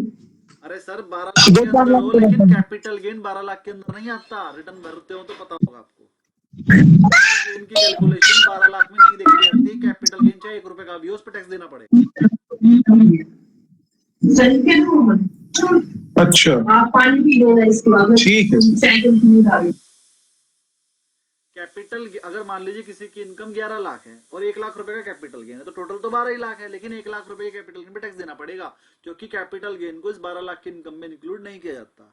उनका कहना ये होता है कि अगर आपकी टोटल ओवरऑल इनकम 5 लाख से कम है तो वो कैपिटल गेन में जा सकते हो, लेकिन अगर आपकी इनकम 5 लाख से ऊपर और उसके अंदर कैपिटल गेन है तो वो कैपिटल गेन इस 12 लाख के अंदर नहीं आएगा। उस कैपिटल गेन अगर वो शॉर्ट टर्म कैपिटल गेन है तो टैक्स देना ही पड़ेगा। शॉर्ट टर्म हो चाहे लॉन्ग टर्म, दोनों पे टैक्स देना ही देना पड़ता है अगर वो कैपिटल गेन हो। कैपिटल अब मान लीजिए 2-4 शॉर्ट टर्म गेन, वो कैपिटल गेन मान लीजिए 2-4-500 रुपए है हाँ और सैलरी और अपन 5 लाख के ब्रैकेट से नीचे है तो भी देना पड़ेगा? मान लीजिए आपका 5 लाख रुपए का कैपिटल गेन हुआ और कोई इनकम ही नहीं है, नहीं देना पड़ेगा। हाँ मतलब और कोई इनकम है ही नहीं है हाँ तो नहीं देना पड़ेगा। और कैपिटल नहीं देना पड़ेगा। गेन या कोई सी भी इनकम सारी मिला के 5 लाख से कम है, हाँ ठीक है। जो पिछले साल तक जो इस बार रिटर्न भरी उनके लिए 2.5 लाख थी। इस बार जो रिटर्न भरी गई है उनके लिए लिमिट 2.5 लाख थी, ठीक है। अगले साल वालों के लिए जब 12 लाख की होगी तो 5 लाख है। जब अभी 7 लाख थी तो 7 लाख वालों के लिए 2.5 लाख थी। अगर किसी का सब कुछ सारी इनकम मिला के 2.5 लाख से कम है तो टैक्सेबल नहीं है। अगर 2.5 लाख 1 रुपया भी है तो फिर कैपिटल गेन पे टैक्स लगेगा, ठीक है। तो थोड़ा सा ये तो इनकम टैक्स का पार्ट हो गया। जब आप रिटर्न भरने जाओगे सीए से पूछोगे सारी चीजें आपको बता देगा। फिर भी मैंने मोटा मोटा समझा दिया। इसमें और भी बहुत सारे रूल लगते हैं बचने के और भी तरीके हैं, वो मैं फिर सारे नहीं सिखा सकता यहाँ पे, लेकिन मैंने आपको मोटा मोटा बता दिया क्या है थोड़ा सा कंसेप्ट, वो देखिए।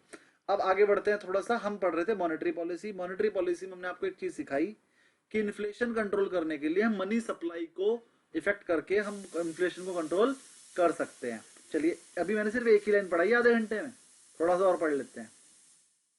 अगला, प्रमोट इकोनॉमिक ग्रोथ। ग्रोथ को कंट्रोल करने के लिए भी हम क्या करते हैं? Facilitate investment and production. हम क्या करते हैं? हमें ग्रोथ बढ़ानी है तो हम इन्वेस्टमेंट करने के लिए मजबूर करते हैं आप लोगों को। कौन करता है? गवर्नमेंट। गवर्नमेंट को अगर ग्रोथ बढ़ानी है तो उसके लिए गवर्नमेंट क्या चाहेगी कि आप लोग मार्केट में इन्वेस्टमेंट करें। इन्वेस्टमेंट करने के लिए क्या करेगी? मार्केट में लोन ज्यादा दे देगी। लोन ज्यादा दे देगी, इंटरेस्ट रेट कम कर देगी, सब्सिडी दे देगी, कुछ चीजें सस्ता कर देगी, टैक्सेशन कम कर देगी। जैसे भी जीएसटी कम किया, क्यों किया? ग्रोथ पे इफेक्ट आ रहा था भाई। जीएसटी कम करने का कारण क्या था? कोई आपको दिवाली गिफ्ट थोड़ी देना था। मार्केट में मंदी आ गई थी, सबको पता था मंदी आ गई, कुछ ना कुछ तो करना पड़ेगा। और भैया इलेक्शन भी जीतना है, मंदी आ गई तो इलेक्शन हार जाएंगे। मंदी दबा के आने वाली थी, जीएसटी का रेट कम कर दिया, मंदी छोड़ो। यहाँ तो भाई साहब सेल ने रिकॉर्ड ही तोड़ दी सबके, तो बहुत बढ़िया सेल आई है ये चीज जी। सर अभी गवर्नमेंट क्या कर रही है, गवर्नमेंट एम्प्लॉयज का जो एनपीएस है, तो उसमें अभी उनका पूरा पैसा 100% डेट में लगता है, कॉर्पोरेट बॉन्ड में, सिक्योरिटीज में पूरा 100% लगता है। तो अब उसमें एक नया सिस्टम लेके आ रहे हैं कि एक 75% तक पैसा जो है, जिसकी नई नई नौकरी लगी है, 20-25 साल का बंदा है, तो उसका जो भी कॉर्पस गवर्नमेंट जमा करेगी उसकी सैलरी से काट के उसका 75% तक वो मार्केट में इन्वेस्ट करने की उसको सुविधा दे रही है, ब्लू चिप में। हाँ, लार्ज कैप में। तो इससे तो यदि ये सुविधा हो गई तो इससे तो म्यूचुअल फंड का एम बहुत बढ़ेगा, बहुत पैसा आएगा फिर तो। म्यूचुअल फंड का ईएम बढ़ेगा, हमारी मार्केट की मल्टीपल बढ़ेंगे। इसीलिए कह रहा हूं कि जिस तरह से मार्केट में गवर्नमेंट काम कर रही है, आने वाले 5 साल में मार्केट डबल से ट्रिपल जा सकती है, 5-7 साल में।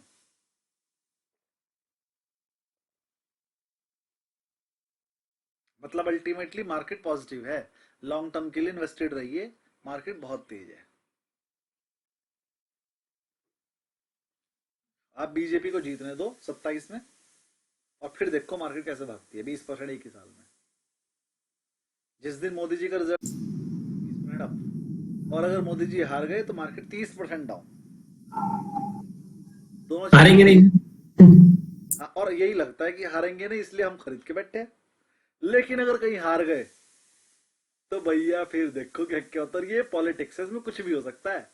सर इस बार नहीं हो गया था कि वो जब रिजल्ट अनाउंस होने थे उससे एक दिन पहले जब वो आया, हाँ, तो बहुत तेज भागा मार्केट, पहले और गिरा। जिस दिन कंफर्म हुआ कि सीटें कम आ रही हैं हाँ, उस दिन पहले गिरा था। मैं बताता हूँ उस दिन क्या हुआ था। मैंने ले रखे थे बीएचएल के 2 लॉट। और बीएचएल जो कंपनी है वो बीजेपी सरकार के आने से पहले खत्म हो गई थी। कांग्रेस ने डिक्लेयर कर दिया था कि हम बीएचएल को बंद कर देंगे। और मैं बीएचएल के स्कूलों में पढ़ा हुआ हूँ, मैं बीएचएल कंपनी की रग रग से वाकिफ हूँ। वहां के जो एम्प्लॉई है ना, मेरे सब जानकार हैं। बीएचएल कंपनी में मेरे जानकार 200-250 एम्प्लॉई हैं हर लेवल पे। मैं तो बीएचएल में ही रहकर पढ़ा बड़ा हूँ, मैं तो पैदा ही वहीं हुआ था हरिद्वार में। हरिद्वार के पास है बीएचएल कंपनी, तो बीएचएल में ही पढ़ा बड़ा हूँ, बीएचएल के स्कूलों में पढ़ा हूँ, वहीं के एम्प्लॉयज के बीच में रहा हूँ और सबको जानता हूँ। तो मैं फोन करके पूछता था, मैंने कहा क्या बात आजकल काम ज्यादा है? कह रहा हम तो खाली बैठे, कंपनी बंद होने वाली है हमारी, तो काम ही नहीं है हमारे पास कुछ, फ्री की सैलरी दे रही है। हम जाते हैं सुबह को, अपना आपस में बात कर लेते हैं, मूंगफली खा लेते हैं, शाम को घर आ जाते हैं, सैलरी आ जाती है। तो मतलब एम्प्लॉय अपने मुंह से बोलते थे कांग्रेस के टाइम पे ये बात कि वहां काम ही नहीं है बीएचएल कंपनी में, कुछ काम नहीं होता था, बस फ्री की सैलरी मिल रही थी। फिर आई बीजेपी ने उन्हें कुछ काम देना शुरू करा। अब वो कह रहे कि अब तो प्राइवेट बेस पे भी कॉन्ट्रैक्टर रख लिए, अब तो काम ही काम है, परेशान करके रखते हैं, सुबह शाम तक काम करवाते हैं, थक जाते हैं। अब ये हो रहा है। तो कांग्रेस के टाइम पर बीएचएल बंद होने वाली थी, बीजेपी ने आकर उसे जिला दिया, है ना। कांग्रेस के टाइम पर एचएल के पास काम नहीं था, बीजेपी के आते एचएल चल पड़ी। 3-4 कंपनियां तो ऐसी हैं, अगर बीएचएल गई, अगर बीजेपी गई तो बीएचएल गिर जाएगी, खत्म हो जाएगी, बीएचएल गिर जाएगा शेयर, ऐसे ही एचएल गिर जाएगा। तो जिस दिन क्या हुआ, उस दिन रिजल्ट आने वाला था। मैंने क्या कर रखा था, बीएचएल के 2 लॉट ले रखे थे और एचएल का 1 लॉट ले रखा था। मुझे पता था बीजेपी ने जीतना और दोनों कंपनियों ने भागना है, तो मैंने 3 लॉट ले रखे थे बीजेपी की। भैया जब सीट कम हुई तो 20% बीएचएल गिर गया था उस दिन। मुझे आज तक याद है, वो 150 रुपए का शेयर 117 रुपए आ गया था 1 घंटे में। 150 रुपए का शेयर 117 मैंने अपनी आंखों से देखा है। 2 लॉट में मुझे 4.5 लाख रुपए का लॉस एक ही दिन में, और मैं पागल हो गया, परेशान हो गया। मैं सोच रहा ये जीरो ही ना हो जाए, और वो ऐसे गिर रहा भाई साहब, कैप पे कैप, कैप पे कैप, वो नीचे ही नीचे जा रहा। मुझे लग रहा है आज ही जीरो हो जाएगा, और मेरे को दिख रहा बीजेपी हार गई भैया। मैं रो रहा हूँ भाई साहब, सही बता रहा, मैं अपने अंदर अंदर से रो रहा हूँ। मैं क्या कर दिया मैंने। सुबह मेरे पास इतने पैसे थे, अभी 5 लाख कम हो गए। मतलब 5 लाख अगर 50-50 हजार करके लुटे ना तो इतना दुख नहीं होता। एक ही दिन में 5 लाख लुट जाए ना तो मन करता है आत्महत्या करिए जाके। तो भाई साहब मेरा बीएचएल टूट गया, और मैं कह रहा हूँ मैं ऐसे निकल रहा हूँ, ये जीरो हो जाएगा। वाइफ लड़ रही है, अरे मत निकलो, अब जीरो थोड़ी हो जाएगा, रख लड़ रहे हैं। और एकदम से उसकी भाई साहब सिट्टे बढ़ गई दिन में ही। और भाई साहब वो बीएचएल 117 था ना, वो 168 हो गया। कह रही आपकी बीएचएल में ये मार्केट कुछ गलत दिखा रही, शायद बीएचएल ग्रीन दिख रहा। मैंने कहा हाँ यार कुछ गलत दिखा रही। अभी तो हम लड़ रहे दोनों आपस में और इतने में वो बीएचएल मेरा प्रॉफिट में आ गया। 150 का खरीदा हुआ 168 हो गया इंट्राडे में, और भैया वो 168 दिखा, मैंने सबसे पहले एक लॉट बेचा। मैंने कहा गलत दिखा रहा है, ऐसा तो हो ही नहीं सकता। ओ भैया एक लॉट मैंने बेच दिया अपने 168 पर, एक पकड़ के रखा भाई साहब। वो सेम डे में 150 वाला शेयर 170 हो गया, 180 हो गया, फिर मैं 175 के आसपास दूसरा भी निकाल दिया। मतलब लॉस देखा 4.5 लाख, प्रॉफिट लिया 50,000 1 लाख रुपया बस, लेकिन वो 4.5 लाख कवर हो गए, मैं खुश हो गया। लास्ट में बीजेपी जीत गई, 15 दिन के अंदर बीएचएल 250 हो गया।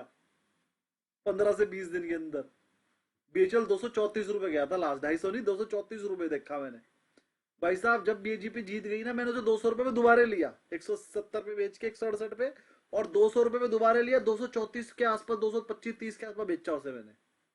250 भी गया फिर वो 3-4 महीने बाद। मैंने कहा ये वही शेयर है जो 117 रुपए हो गया था, 4 महीने बाद वो 250 हो गया। तो भैया ये शेयर हैं, तो अगर बीजेपी गिरती है तो सब कुछ होगा। जी सूर्यवंशी जी कुछ कह रही है, नहीं तो आगे बढ़ेंगे। सर वो आपने एक डाला था कि एफडीआई का जो है बैंकों में आ रहा है 49% और, कब डाला था? आज आज डाला मैंने? हाँ मैंने ग्रुप में पढ़ा था कि किसी और ने डाला जो था, मैंने नहीं डाला। अपने जो पीएसयू बैंक है इसमें गवर्नमेंट अलाउ कर रही है कि अब एफडीआई जो है 49% तक वो लोग कर सकते हैं। पहले ये सिर्फ 20% था। 25 था, हाँ, तो इससे 25, हाँ। तो इससे कुछ बैंकों में रैली होगी क्या? रैली होगी। तो वो फेडरल बैंक का भी न्यूज आ रहा है कि वो भी बढ़ने वाला है।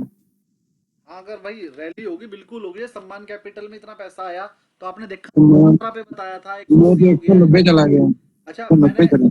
आज से लगभग 15-20 दिन, एक महीना मान लो, एक महीना भी नहीं हुआ पूरा, इसी साल इसी महीने बताया था, 15-20 दिन हुआ है। 15-20 दिन पहले 117 पे रिकमेंड किया था और कहा था 200 हो जाएगा, हो गया 200, 180, 187 हो गया सर आज। 97, 190 आ गए थे, फिर 188 के आसपास क्लोज हुआ है। 90 हो गया ना, तो हो गया 200 बस। 117 भाई 15-20 दिन में 117 से 200 हो गया, और कैसा एनालिसिस करूं? और कंफर्म कहा था मैंने होगा ही होगा, मैंने ये नहीं कहा था चांसेस हैं। मैंने कहा था वैसे तो 1 ही महीने हो जाएगा, बस मैक्सिमम 2 महीने बोल दिया था मैंने कहा 2 महीने भी मैं अपनी तरफ से मार्जिन लेके चल रहा हूँ, हो तो 1 ही महीने में जाएगा, यही बोला था ना भाई। सोच के देखो, आज तक कभी किसी एनालिस्ट ने आपको ऐसे बोला हो कि 100 रुपए का शेयर 200 हो जाएगा 1 ही महीने में? वो यही बोलता है कि चलो 1 साल में हो जाएगा, या डबल होने के लिए 3-4 साल तो बोलते ही हैं। मैंने आपको एक शेयर बताया, ये भी नहीं बताया कि 4 बता रहा हूं उनमें से कोई एक होगा, एक ही बताया, 1 ही महीना बताया और वो हो गया। देखो इसी को बोलते हैं एनालिसिस। आप मुझे पूरे देश में एक बंदा दिखा दो जो ये कह दे शेयर 1 महीने में डबल होएगा और हो गया हो। मैंने कहा है और हो गया, और अभी पता नहीं कितने कहूंगा, और भी इतनी सारी कॉल्स देता रहता हूँ मैं, सारी पूरी होती है ना। और ये सब कुछ मैंने जो आपको एनएसएम 15 और 8 बताऊंगा उसी में से निकलेगा, बस आपको थोड़ी मेहनत ज्यादा करनी है, मेरी बात ध्यान से सुननी है, समझनी है, लिखना है और उसे याद रखना है। अगर याद रख लोगे तो नॉलेज बढ़ जाएगी, नहीं रख पाओगे तो भैया जैसे आज हो वैसे ही रह जाओगे। ठीक, ध्यान से सुननी है मेरी बात, न्यूज रोजाना सुननी है, उसे एनालिसिस करना है, मेरे टच, और आपकी नॉलेज अपने आप बढ़ जाएगी। जी सूर्यवंशी जी। सर आप बोल रहे थे कि निफ्टी 27-28 हजार हो जाएगा। हो गई 26 तो आ गई, हो जाएगी 28 भी। नहीं लेकिन अभी ताकत लग नहीं रही सर, ऐसा लग रहा है कि 26 से फिर नीचे आएगा। मुझे भी नहीं लग रही है, मैंने भी अपनी निफ्टी बुक कर ली है, मुझे भी एकदम से नहीं लग रही है, लेकिन हो जाएगी। मैंने क्या कहा था 27-28 और 2 महीने कहा था ना, 2 महीने में मैंने कहा था लाइफ टाइम हाई कटेगा, मैंने 27-28 अब नहीं बोला था, मैंने कहा था लाइफ टाइम हाई आपका 1-1.5 महीने में कट जाएगा। वो 26,300 का है, 26,000 निफ्टी आ गई है। 300 पॉइंट में इतने ज्यादा मानता नहीं हूँ, लेकिन चलो मैं फिर भी कह रहा हूँ 26,300 भी आपका और 2-4 दिन में कट जाएगा, लेकिन 27-28 अभी नहीं होगा, 27-28 होने के लिए टाइम लगेगा। मैंने आपको कहा था उस टाइम निफ्टी 24,500 पे थी, मैंने कहा था 1 महीने के अंदर अंदर लाइफ हाई कटेगा, जो कि 10% दूर था भाई। 24,500 से 26,300 आने के लिए 10% बढ़ना पड़ेगा ना, तो बढ़ गया 1 महीने में। मैंने जिस दिन कहा था उस दिन मार्केट गिर रही थी, वहीं से ऊपर चढ़ेगी मार्केट, वहीं से ऊपर चढ़नी शुरू, और मैंने कहा था लाइफ हाई कटेगा। 26,000 आ चुके, 300 पॉइंट का लाइफ हाई बचा, वो भी कट जाएगा। सर ये बिहार इलेक्शन के रिजल्ट भी इस तरह इम्पेक्ट करेगा लगता है सर, अगर पॉजिटिव आया मोदी को, मतलब तब शायद 27,000 क्रॉस कर सकता है। नहीं 27 नहीं, देखो ये मैंने फिर बताया था, फोमो में मत रहना, ऐसा होगा। बिहार के इलेक्शन के रिजल्ट बढ़िया आएंगे, मार्केट 500 पॉइंट भाग जाएगी, लोग कहेंगे अब तो और भागेगी, खरीद के बैठ जाएंगे, मार्केट वहीं से नीचे टप्पा मारेगी। मार्केट है ये, सर वैसे बिहार के इलेक्शन का कुछ खास इम्पैक्ट नहीं देखने को मिलेगा इसमें, बीजेपी तो बिहार के इलेक्शन जीतेगी। में अगर सीटें कम आई तो नेगेटिव इम्पैक्ट तो होगा बड़ा, और हाँ अगर पॉजिटिव रहा तो पॉजिटिव इम्पैक्ट रहेगा छोटा। क्यों? हाँ पॉजिटिव होना हमें पता है होगा, जो चीज हमें पता है और अगर वही हो जाए तो कोई इफेक्ट नहीं होता, और जो चीज हमें पता ही नहीं थी, होने के चांसेस ही नहीं थे, वो हो जाए फिर वो ज्यादा इम्पैक्ट करती है। यानी कि हमें लग रहा है हार तो सकते ही नहीं, लेकिन अगर यहाँ हार गए तो फिर मार्केट टूटेगी ज्यादा, लेकिन जीतने का तो सबको पता है, और जीत जाए तो कुछ बड़ा काम थोड़ी हो गया, तो फिर थोड़ा सा ही बढ़ेगी, वो सेंटिमेंटल इफेक्ट होगा, 500-700 पॉइंट बढ़ेगी एक दिन के लिए, अगले दिन टूट जाएगी। पिछली बार तो इलेक्शन में 1000 पॉइंट नीचे आ गई। हाँ, तो यही मैं आपको बता रहा हूँ, मार्केट को प्रिडिक्ट करना सीखो। जो लोग सब सोचते हैं, जो एक आम आदमी समझता है, आपको आम आदमी नहीं बनना है, आपको बनना है अनार आदमी। अनार महंगा होता है, तो जो आम आदमी सोच रहा है वो आपने नहीं बनना है, आपने सोचना है कुछ अलग तरीके से। आप बन जाओ बड़ा महंगा वाला फल बताना कोई, ड्रैगन फ्रूट बन जाओ। Dragon fruit. आदमी नहीं, हाँ आम आदमी नहीं बनना है, ड्रैगन फ्रूट बनना है आपने। सर आपने बोला था कि गोल्ड धीरे धीरे गिरेगा, और कितना गिरेगा सर अभी? नहीं, कितना गिरेगा नहीं कह सकते। गोल्ड और सिल्वर मेरे हिसाब से नहीं चल रहे हैं अब चल रहा है वो वर्ल्ड के मार्केट के हिसाब से। लेकिन गोल्ड और सिल्वर, जैसे 2 लाख सिल्वर हो गई थी, मैंने कहा और लेने की जरूरत नहीं है, गिरेगी। गोल्ड जब 1,50,000 हो गया था तो मैंने कहा था नहीं, इतना ज्यादा नहीं बढ़ना चाहिए, गिर सकता है, और गिर भी रहा है। और मैं अभी भी कह रहा हूँ नहीं लेना चाहिए। मुझे ऐसा लगता है गोल्ड और सिल्वर बहुत ज्यादा बढ़े हुए हैं, और ये लॉन्ग टर्म में कोई बहुत बड़ा रिटर्न नहीं देने चाहिए। बाकी मार्केट में कुछ ऐसा हो जाए, कोई झगड़ा पगड़ा हो जाए, ट्रम्प कुछ बोल दे उल्टा सीधा, तो देखो कुछ भी हो सकता है। लेकिन नॉर्मली गोल्ड और सिल्वर इतना ज्यादा रिटर्न नहीं देते, इतना इन्होंने दे दिया है। और जब कोई चीज रिटर्न ज्यादा दे दे फिर वो अगले सालों में काम नहीं करती। लेकिन निफ्टी ने पिछले 1 साल में 0 रिटर्न दिया है। 0 मतलब आज से 1 साल पहले भी वो 26,000 था, आज भी 26,000 है, तो उसने कोई रिटर्न नहीं दिया है। ये डबल रिटर्न दे सकती है, मतलब ये 12 की जगह 24% का रिटर्न दे सकती है यहाँ से। इसीलिए मैं कह रहा हूँ 26,000 वाली चीज 30-31,000 हो सकती है अगले 1 साल में। 28 छोड़ो, मैं 30,000 बोल रहा हूँ। मेरा टारगेट इस एक साल में सर कंप्लीटली साइडवेज रहा है मार्केट, इस एक साल अगर देखें रहा है बिल्कुल। तो अब अगले 1 साल में मेरा टारगेट 30,000, पहला टारगेट 28, फिर 30 और फिर 31,000 का टारगेट है मेरा 1 से 1.25 साल 1.5 साल में, यानी कि 25% की रिटर्न। 1 से 1.5 साल में निफ्टी 25% की रिटर्न दे देगा, म्यूचुअल फंड तो 30% की देंगे। इन्वेस्टेड रहो। हाँ जी कौशल जी बोलिए।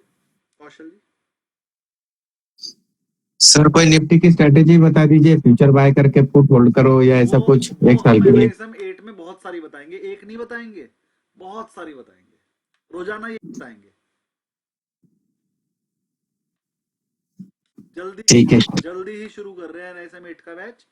जो सर, इसके साथ साथ में NSM 8 का चालू कर दीजिए। सोच रहा हूँ मैं, एक दिन NSM 8, एक दिन NSM 15, ऐसे कर देंगे। हाँ, ऐसा पैरेलल करके एक दिन के इससे वो स्टार्ट कर दीजिए सर। हाँ, तो उससे ना फिर ये नहीं होगा, आप मेरे से NSM 15 में जो भी क्वेश्चन पूछोगे और मैं कहूंगा NSM 8 का है, तो अगले दिन बताना पड़ेगा। हाँ क्वेश्चन 7 का सॉल्व होंगे फिर। सर। तो जैसे अगर ये दोनों साथ साथ पढ़ेंगे तो ऐसा कुछ वो तो नहीं है कि वो पढ़ेंगे तो ये भूल जाएंगे, ऐसा कुछ नहीं, मतलब दोनों एक दूसरे से इंटर रिलेटेड है, उल्टा दोनों का रिवीजन होगा और अच्छे से समझ में आएगा। और जो मैं NSM 8 के क्वेश्चन छोड़ देता हूँ, अभ्यास सर ने कहा सर निफ्टी की स्ट्रेटेजी बताओ, तो मैं कहूंगा क्या, कल बताऊंगा, कल NSM 8 की क्लास है ना, अगले दिन बता दूंगा। तो आपका क्या होगा, कुछ भूलोगे ही नहीं, जो पूछना है पूछो, दोनों चीज पढ़ रहे हो, कोई से भी कोर्स का हो बताओ, बता ही दूंगा फिर तो मैं, फिर कुछ नहीं छोड़ूंगा। फिर सर एग्जाम का भी सर एक बात हो, ये दोनों करने के बाद जॉब्स में मतलब मैं चाह रहा हूँ कि फिर किसी रिसर्च फील्ड में जाऊँ। अभी तो मेरा जॉब दूसरी फील्ड में है, उसका इससे कोई लेना देना नहीं है। तो फिर इसमें आती है ना सर ऑफर्स भी, अगर किसी अच्छी ब्रोकिंग फर्म से या कहीं भी। ऑफर आने के लिए क्या होता है कि पहले आपको किसी बैंक में अप्लाई करना पड़ेगा, पहले तो टीम का हिस्सा होना पड़ेगा, जो कि बहुत मुश्किल होता है, एकदम से मिलता नहीं है। पहले आपको रिसर्च सीखनी पड़ेगी, करनी पड़ेगी, फिर आपको पहले टीम का हिस्सा बनना पड़ेगा हेल्पर के तौर पे। वहां पर भी आपको सीखने को बहुत मिलेगा। सैलरी कम होती है हेल्पर की सैलरी होती है 30-35 हजार रुपए, 40,000 मान लो, 50 मान लो बस। तो हेल्पर बनना पड़ेगा 5 साल 10 साल कम से कम हेल्पर बनाएंगे, फिर आपको छोटा मोटा फंड देंगे।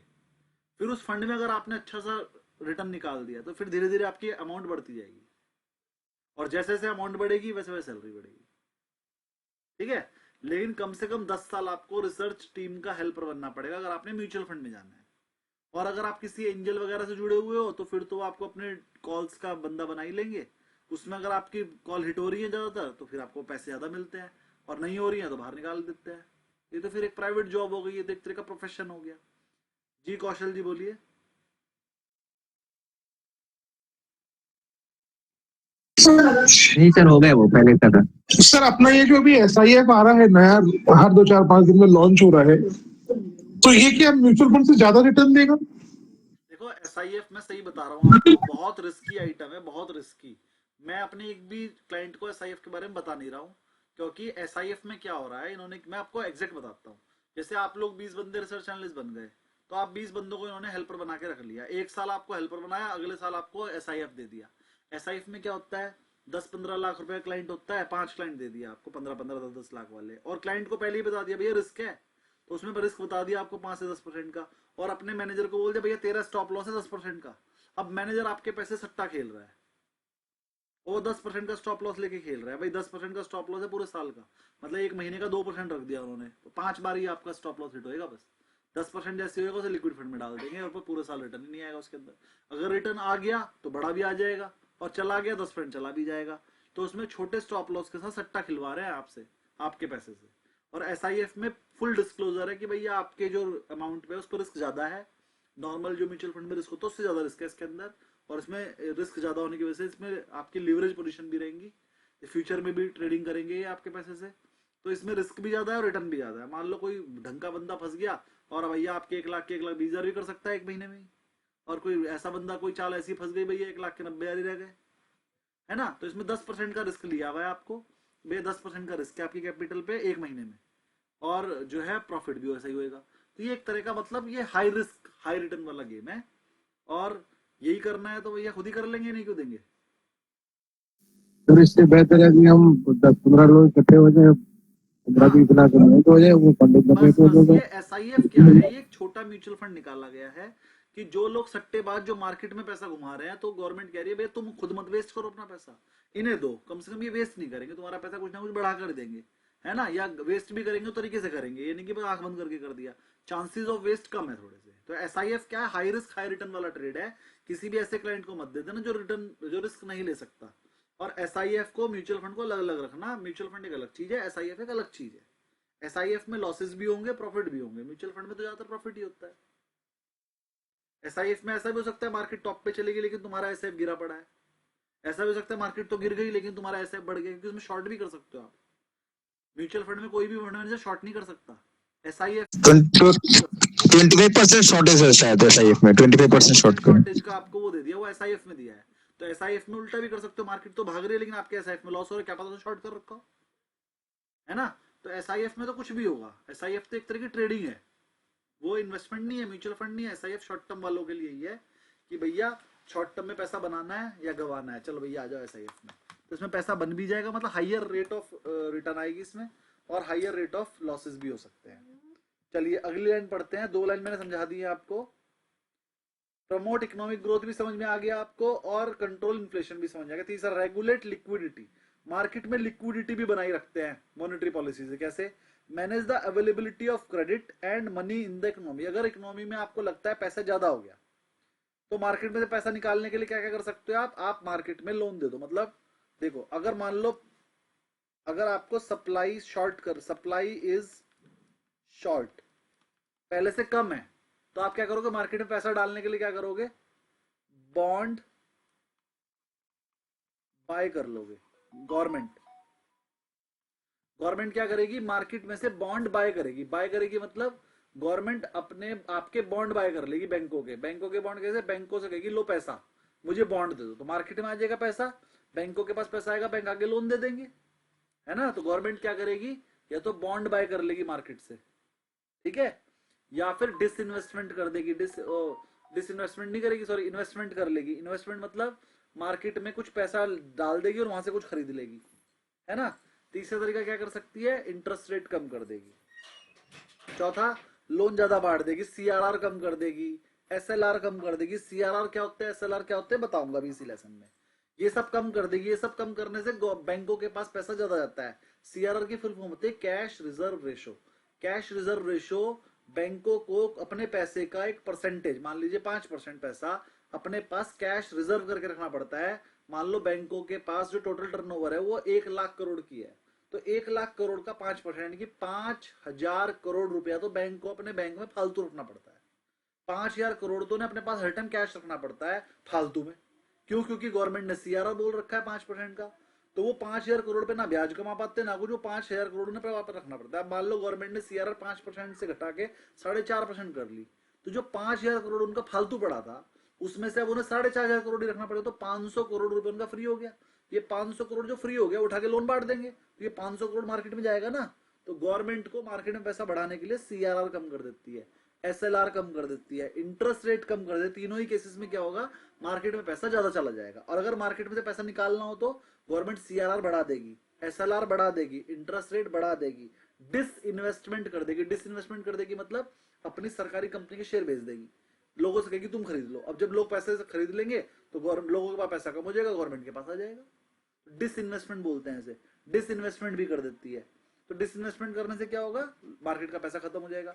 मार्केट से बॉन्ड सेल कर देगी। मार्केट में रेट 6% का चल रहा था, 6.5% के बॉन्ड इशू कर देगी, तो लोग क्या करेंगे, जल्दी जल्दी खरीद लेंगे। खरीदने से क्या होगा, उनका पैसा तो ब्याज पे लग गया लेकिन मार्केट में से खत्म हो जाएगा। तो मार्केट में से पैसा चूसने के लिए गवर्नमेंट के पास ये सारे तरीके होते हैं, और इन तरीकों पे पेपर में क्वेश्चन आएगा। अच्छे से समझ लो, पेपर में क्वेश्चन आएगा, बैक क्वेश्चन में भी है, तो आपको सही करना है। चलिए आगे बढ़ते हैं जी। चलो मैंने आपको 3 चीजें सिखा दी, कंट्रोल इन्फ्लेशन भी करते हैं, प्रमोट इकोनॉमिक ग्रोथ भी करते हैं, और रेगुलेट लिक्विडिटी भी करते हैं। चौथा, मेंटेन एक्सचेंज रेट। अब जरा ध्यान समझिए, चौथा काम क्या होता है, एक्सचेंज रेट को मेंटेन करना। जैसे मान लो डॉलर का रेट बढ़ गया, मान लो डॉलर का रेट 80 रुपए था, गवर्नमेंट को लग रहा था यार 80 रुपए रहे तो ठीक रहेगा, लेकिन 80 से बढ़कर कितना हो गया, 90। तो गवर्नमेंट क्या करेगी, 90 करने पे क्या होगा, जो बेचारा 80 रुपए, जब डॉलर का रेट 80 रुपए था तो हम चिप खरीद रहे थे अमेरिका से, अब डॉलर का रेट 90 हो गया, तो जो चिप हमें 80 रुपए में मिलती थी, 80 रुपीज में मिलती थी $1 की, अब वो $1 की है। अमेरिका ने रेट नहीं बढ़ा, अमेरिका तो कह रहा जी मेरा तो $1 का ही रेट है, $1 में बेच रहा हूँ मैं, मुझे तो $1 मिलेगा, लेकिन हमें खरीदने के लिए 90 रुपए देने पड़ रहे हैं, तो हम चिप खरीदेंगे नहीं, चिप महंगी हो जाएंगी, हमारे कंप्यूटर आइटम भी महंगे हो जाएंगे, रिमोट भी महंगा हो जाएगा, एसी भी महंगा हो जाएगा। जब चिप ही महंगी लग रही है तो गवर्नमेंट चाहती है भैया ये रेट 90 रुपए ना हो, 80 रहे, तो गवर्नमेंट क्या करेगी, डॉलर बेच देगी। गवर्नमेंट क्या करेगी, डॉलर बेच देगी, 90 रुपीज होते ही डॉलर बेच देगी, उसका रेट 85 आ जाएगा। डॉलर बेचती है गवर्नमेंट, जरूरत पड़ने पे जब उसे लगता है डॉलर का रेट कुछ ज्यादा ही हो गया तो डॉलर बेच देती है। अब ऐसे ही मान लो डॉलर का रेट गिर के 70 आ गया, अब जब 70 आ जाएगा तो जो हमारे लोग अमेरिका को एक्सपोर्ट करते थे, लकड़ी बेचते थे, मान लो हम यहाँ से बना बना के, तो हमारा लकड़ी का मान लो कोई माल $1 में बिकता था, तो वही आइटम जो हम पहले 80 की बेच रहे थे हमें 70 मिल रहा है, हम बेचने ही बंद कर देंगे, गवर्नमेंट को लगेगा एक्सपोर्ट कम हो जाएगी, तो गवर्नमेंट ज्यादा उसे नीचे गिरा, डॉलर को नीचे गिराने से भी फायदा नहीं है, डॉलर अपने रेट से नीचे गिर जाए तो भी नुकसान है, ज्यादा बढ़ जाए तो भी नुकसान है। स्टेबल होना चाहिए, गवर्नमेंट का फायदा तब है जैसे वो 70 डॉलर खरीद लेती है और उसके रेट बढ़ा के 80 कर देती है। तो ये जो लोग बोलते हैं ना डॉलर 1 रुपए का हो जाना चाहिए, अगर डॉलर 1 रुपए का है, 10 रुपए का है, 50 रुपए का हो गया ना तो हमारा देश बर्बाद हो जाएगा।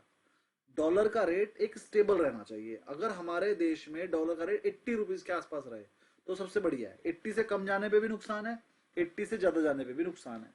तो गवर्नमेंट भी यही चाहती है कि डॉलर का रेट 80 से लेकर 90 के बीच में रहे, तो उतने में काम चल जाता है। 90 से बढ़ जाने में भी नुकसान है और 70 से नीचे जाने में भी नुकसान है। 70 से 90 के बीच में रहे कोई बात नहीं। सूर्यवंशी जी क्वेरी बोलिए। सर ये आरबीआई डॉलर कैसे लेता है, मतलब अमेरिका जाके कुछ नोट वोट खरीद के लेके आते हैं या फिर कैसे क्या करते हैं? डॉलर खरीदने के लिए डॉलर ट्रेड होता है, डॉलर ट्रेड होता है, वहां से भी ले सकते हो। जब आप कुछ एक्सपोर्ट करते हो, जब आपने इंडिया से अमेरिका को कुछ बेचा तो वहां से जो पेमेंट आएगी वो डॉलर में आएगी। वो डॉलर आप क्या करोगे, डॉलर आरबीआई को देकर उससे कैश ही तो ले लोगे, तो डॉलर आरबीआई के पास आ जाएगा। ऐसे ही जब आपको अमेरिका से कुछ खरीदना होता है इंपोर्टर को, तो वो पहले आरबीआई के पास जाता है, पैसे देता है, वहां से डॉलर ले लेता है और वो डॉलर अमेरिका को पे करके वहां से माल ले लेता है। तो अल्टीमेटली डॉलर किसके पास है, सारे आरबीआई के पास। आरबीआई के पास एक बहुत बड़ा स्टॉक है डॉलर का, ठीक। अब वो कभी तो अपने लेवल से कुछ कम हो जाता है, कभी ज्यादा हो जाता है, तो आरबीआई उसको कम ज्यादा करता रहता है। तो जब उसे लगता है डॉलर का रेट ज्यादा है तो वो बेच देता है, जब उसे लगता है डॉलर का रेट कम है तो खरीद लेता है, जब उसे लगता है इन फ्यूचर डॉलर का रेट बढ़ सकता है, मेरे पास अपना फंड कम है, तो भैया नहीं बेचता, फिर और खरीद लेता है। तो इस तरह से धीरे धीरे करके डॉलर का रेट बढ़ते जा रहे हैं। लेकिन अब धीरे धीरे क्या होगा, दूसरी करेंसी में ट्रेड होना शुरू हो रहा है, मोदी जी ने कर दिया काम, और डॉलर की जो दादागिरी है वो कम हो जाएगी, लेकिन इसमें टाइम लगेगा भी 1-2 साल का। और जब 2 साल बाद ये होगा ना, तो ये जितने, अच्छा एक और चीज है, जितने हमारे दूसरे नेता है ना, इनको अकल ही नहीं है, ये सब चीजें कभी सोचते ही नहीं थे।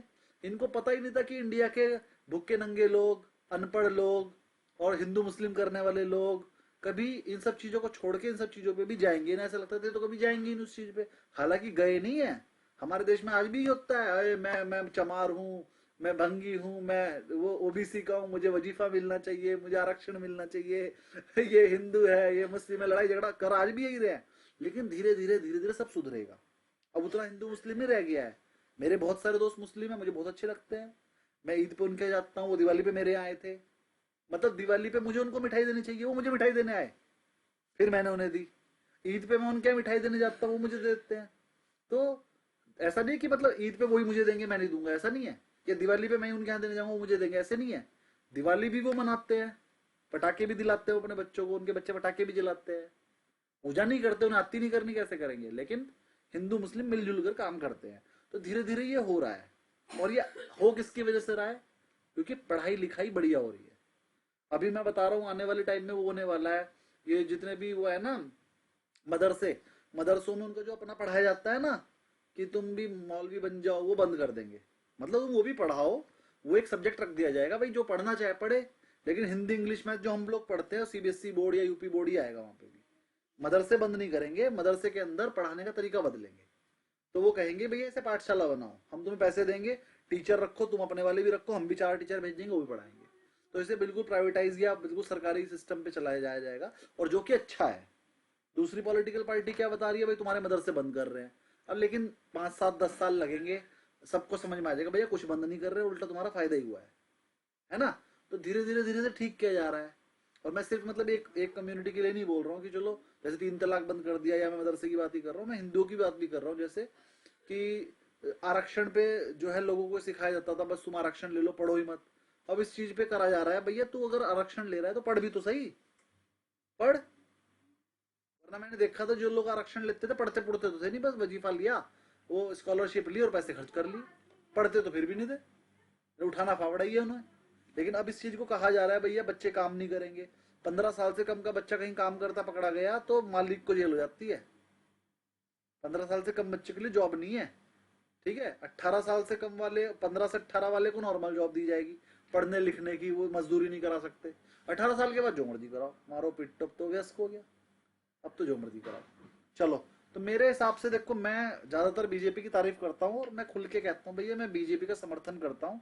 बाकी पार्टीज भी बढ़िया हैं, लेकिन मुझे बीजेपी पसंद है। बाकी जिसको जो पसंद है उसी पसंद करते रहो, मैं आपको प्रेरित नहीं कर रहा हूँ आप बीजेपी को पसंद करो, ठीक है। अगर आप किसी और को पसंद करते हो तो मैं उनकी भी उतना ही आदर देता हूँ उन्हें, वो भी पॉलिटिकल पार्टी है। और भैया विपक्ष होना बहुत जरूरी है, तो विपक्ष होना चाहिए, बस अच्छा विपक्ष ही नहीं मिल रहा हमें, हम क्या करें।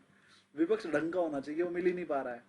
चलिए आगे बढ़ते हैं। अभी मैंने आपको सिर्फ 3-4 पॉइंट सिखाए, अगले पे बढ़ते हैं। और मेरी बातें अच्छे से याद रखना, ये काम आएंगी। वो कौन से वाली जो मैं पढ़ा रहा हूँ, ये बीजेपी वाली नहीं। आगे आ गया, मैंने एक्सचेंज रेट समझा दिया आपको कि जब उन्हें लगता है डॉलर के रेट जरूरत से ज्यादा बढ़ गए तो वो डॉलर बेच देते हैं, और जब उन्हें लगता है कि डॉलर के रेट ज्यादा से ज्यादा घट गए तो खरीद भी लेते हैं। और एनकरेज एम्प्लॉयमेंट, और वो एनकरेज करते हैं कि भैया मार्केट में तुम अपनी जॉब्स बनाओ। वो इनडायरेक्टली प्रमोट करते हैं job creation bye stimulating investment. वो आपको प्रेरित करते हैं भैया इन्वेस्टमेंट करो, वो आपको प्रेरित करते हैं नया नया बिजनेस करो, आपको लोन दिए जाते हैं नया बिजनेस करने के लिए, जिससे कि आप बिजनेस करो, बिजनेस करोगे तो जॉब अपने आप बन जाएगी। तो ये सारा काम किसका है? मॉनेटरी पॉलिसी का। क्या क्या काम है? 5 हेडिंग याद कर लो, पेपर में आएंगी। क्या क्या है? पहला है इन्फ्लेशन, दूसरा ग्रोथ, तीसरा liquidity, fourth exchange rate stability, और फिफ्थ एनकरेज एम्प्लॉयमेंट। अब टाइप्स ऑफ मॉनेटरी पॉलिसी, देखो 10 बज गए हैं, आज हमने सिर्फ एक पैराग्राफ पढ़ा है, ये मॉनेटरी पॉलिसी का एक पैराग्राफ। चलो कोई बात नहीं, कल पढ़ाएंगे आगे का। अच्छा ये बताइए किस किस को लगता है कि हमारे को थोड़ी स्पीड बढ़ा लेनी चाहिए? मुझे तो लगता है। किस किस को लगता है सर स्पीड बढ़ाकर पढ़ाना चाहिए?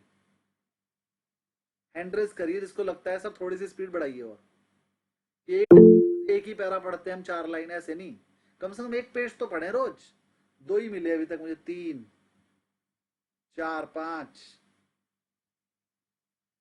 चलो 50% लोगों को लग रहा है ना। तो देखो अब मैं थोड़ी सी ना अपनी स्पीड बढ़ाऊंगा।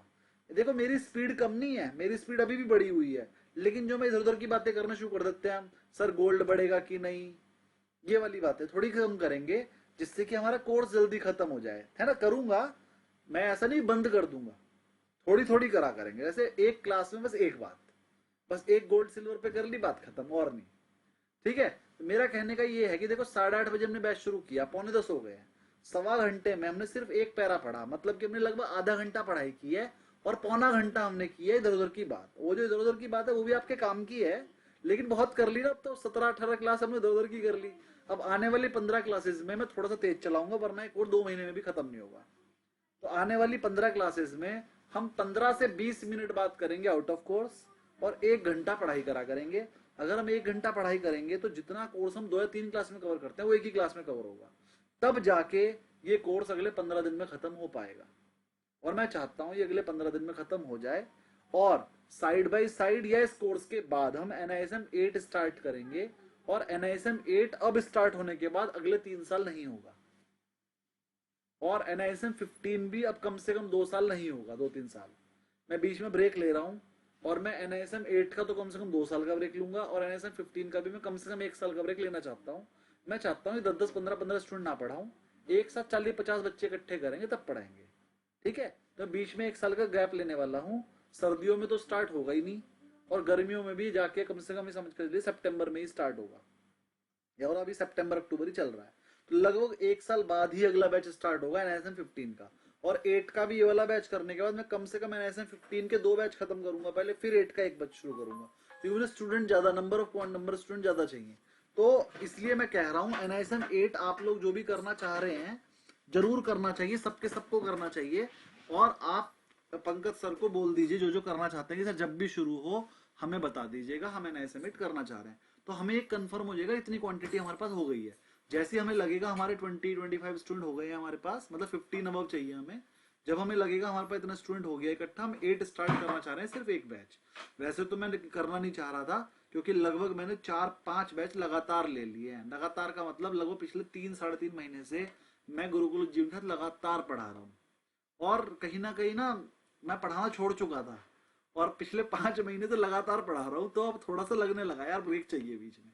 तो बस ये NISM 8 का बैच में इसलिए करा रहा हूँ कि आप लोग भूल जाओगे, फिर NISM 15 के साथ साथ 8 हो जाएगा ना, तो आपका रिदम में है अभी, तो चल जाएगा। तो एक आखिरी बैच में ये ले रहा हूँ, उसके बाद मैं थोड़ा ब्रेक लूंगा, कम से कम 1 साल का, तब तक सारे स्टूडेंट इकट्ठे कर लेंगे और फिर हम दोबारा से कराएंगे ये 2 बैच, ठीक है ना। तो जो लोग भी NISM 8 करना चाह रहे हैं वो एक बार पंकज सर को बता दें, जिससे कि हमें क्वांटिटी समझ में आ जाए कि अगर हमारे 25 स्टूडेंट हो गए तो हम अभी स्टार्ट कर देंगे, वरना फिर हम ब्रेक लेके ही स्टार्ट करेंगे, ठीक है। तो एक बार जो जो इंटरेस्टेड है वो जरूर बता दें। तो आज के लिए इतना ही रखते हैं। थैंक यू वेरी मच, शब्बा खैर, good night, Radhe Radhe, Ram Ram. Good night sir.